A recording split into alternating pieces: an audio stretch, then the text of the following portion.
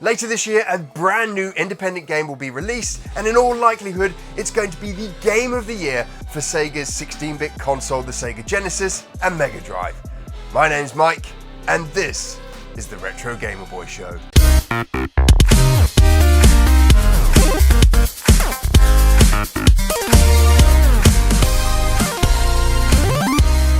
In today's show, we're going back to a game that was successfully funded on Kickstarter. AsteBros is a kind of prequel to the amazing Demons of Asterburg released in 2021 for the Sega Genesis and Sega Mega Drive. I did a full preview of the demo that was released for that Kickstarter, and even back then, I was really excited for what the team had created with AsteBros. Well, they've just dropped a brand new demo, and this demo goes beyond anything I could imagine the game could be. It quite possibly could be the game of the year. Now, if you already know about AsteBros, then you can skip to the next chapter where we'll do a breakdown of what's in this new demo and what's got me so excited. But if you're new to the world of Demons of Asterburg and AsteBros, then stick around because I'll give you a high-level overview of what this game is all about.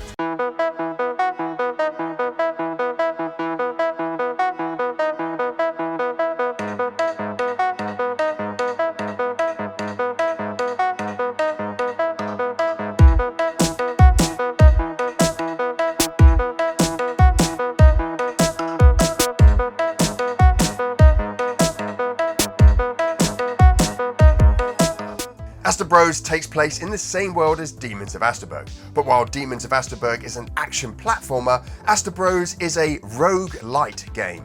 Roguelites have randomly generated dungeons, and every time you die in the dungeon, you get to take something back with you to make your next adventure through the dungeon that little bit easier. AsteBros is set decades before the Demons of Asterburg universe and follows the journeys of three warriors who have travelled to Asterburg to discover its secrets and treasure.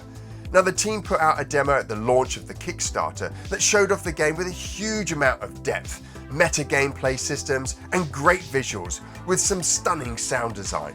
But this very latest demo, well, this is something else. I cannot believe how much polish, content, and new systems Neo Fids have managed to cram into this new demo.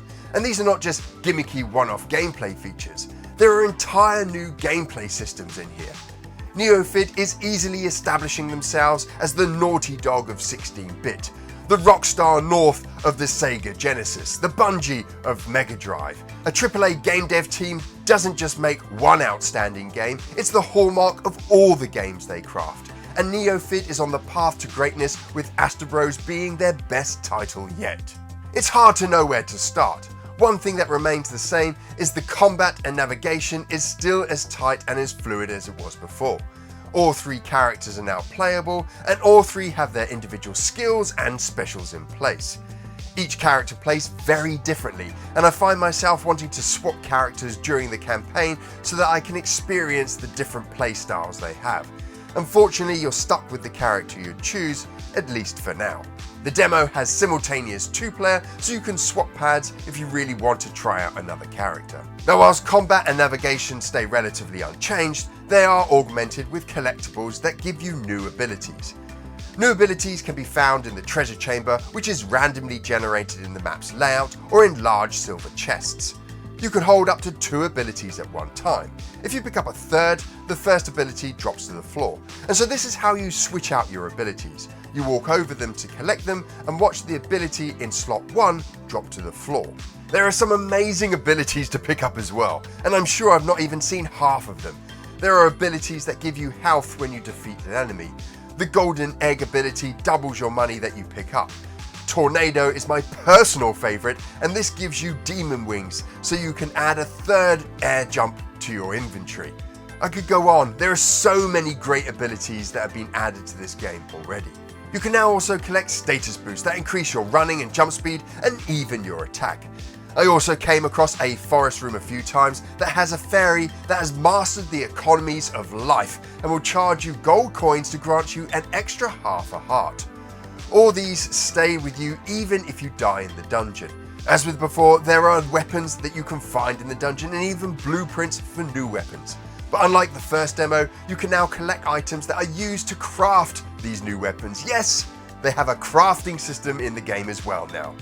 One of the things I loved about the first demo were all the tradesmen that you found in your camp. You couldn't interact with them, but they gave us an idea that you could do things with the money and the items that you brought from the dungeon. In the new demo, you have none of these tradesmen in your camp, and that's because you need to free them one by one from the dungeon in order for them to appear in the camp.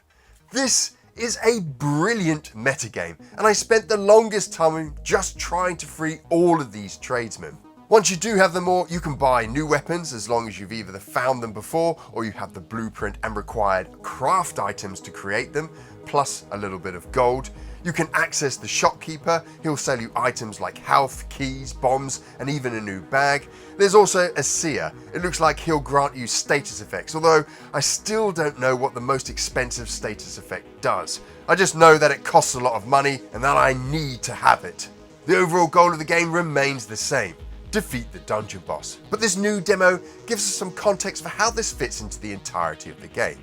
You see, there's not just one randomly generated dungeon in the world of AsteBros, but 7, and each one seems to be themed differently. In the demo, you can play the dungeon made of straw, but there seems to be one in a wooden building, a stone castle, a circus, a mine, a forest, and one that looks like a Buddha's head. Each one will also come with its own set of enemies to defeat, and each one has a difficulty rating. I was amazed the first time I played this game at the depth to the enemy system. Each one had different styles of attack, and each could be dispatched in different ways. The latest demo expands on this with even more enemies and even more ways to take them on. The introduction of abilities also means you'll treat each encounter differently, with each character having their own strength and weaknesses when up against certain enemies. The sophistication in this combat is something I've never seen before in a Sega Genesis game. There are little gameplay touches that add that Street Fighter 2 level of polish I love, like warp portals in rooms that are at the far end of the map.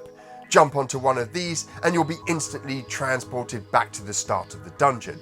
Or if you die, little goblins come and beat money out of you. The only way to prevent this is to 𝗏𝗆 until they're scared off and a mysterious traveller comes and drags you back to your encampment. The pause menu has had a huge overhaul, and you can now see your character's base stats for player 1 and 2. You can also interrogate the dungeon map, view your inventory, view a bestiary, although there are no beasts in it yet, and change some simple settings. The game also has autosave, which is great because I die a lot.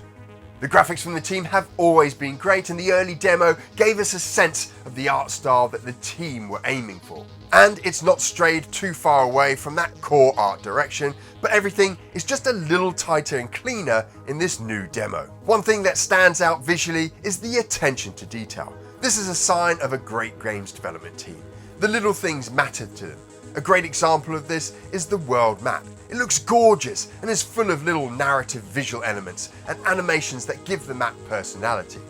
The pause menu and chat boxes also have flourishes of detail that are a delight to see. The new enemies are the biggest visual change, and the animations and movesets are a joy to watch. Simple but so well crafted that they don't interfere with the gameplay, but at the same time give them so much individual personality. AsteBros is a visual feast for the Sega Genesis and Mega Drive, and the team are not settling for anything less than perfection. The audio design hasn't changed much from the original demo, but then it was already great, with some lovely sound effects associated with corresponding actions, and a music score that grounded you in the universe of AsteBros. I'd love to hear the full soundtrack for this game, because I'm quite certain it's going to be an absolute classic.